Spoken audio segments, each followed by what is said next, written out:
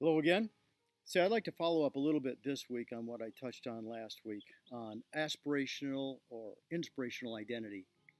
Those of you who know me, I'm not necessarily about just pumping out information, but wisdom perspectives on life and so forth. And so, on the idea of inspirational personality, I want to just ask you, and I'm going to read a little bit of my life and come back to the same question. What about your life in this season inspires you? What causes excitement? What's kind of like a cup of coffee to your personality? What's like that dark chocolate that gives you a spike and some excitement in who you are and what you do? And I want to focus in on that and say, let's spend some time, a season here of thinking through that. You know, one of the things that's been true in my life in this space is that a thing that has been a lifelong charge for me is when I come to a season where who I am in my character and my history starts to walk like Abraham out towards a future place where the new me is coming to embrace me. That has just charged me my whole life.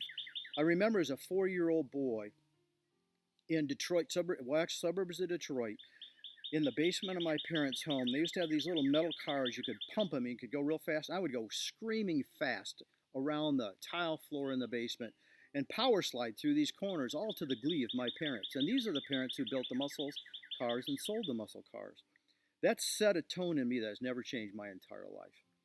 It was augmented by issue after issue. It became causes when I sort of started to become a hippie and stuff.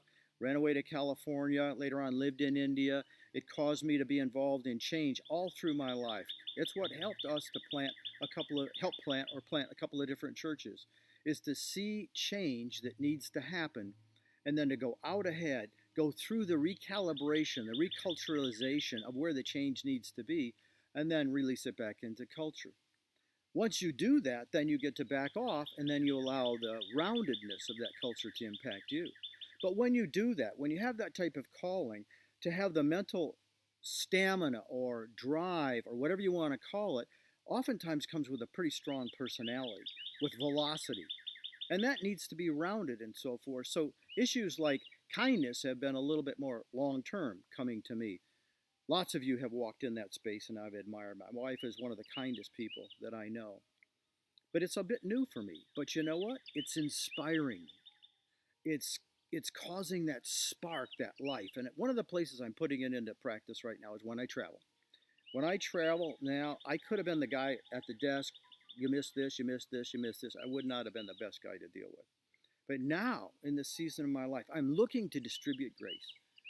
I'm looking to have the character of God flow through. I start conversations with strangers now all the time because in opening up their world, it's amazing. It's an inspiring season of my life, and I'm really really enjoying it. I'm going to be at it for a while.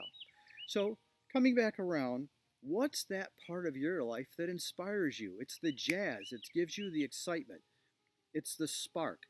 And I want to encourage you to start to put more and more of your life into that. We all live with cause. We all have got purposes. We've got all of that.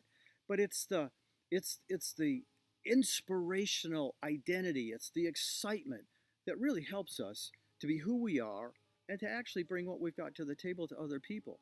So that it's wrapped, my wife, when she gives a gift, the wrapping oftentimes far exceeds the gift. People just like to get the wrapping half the time. Let's wrap our lives in things that inspire us and therefore will inspire others. Bless you.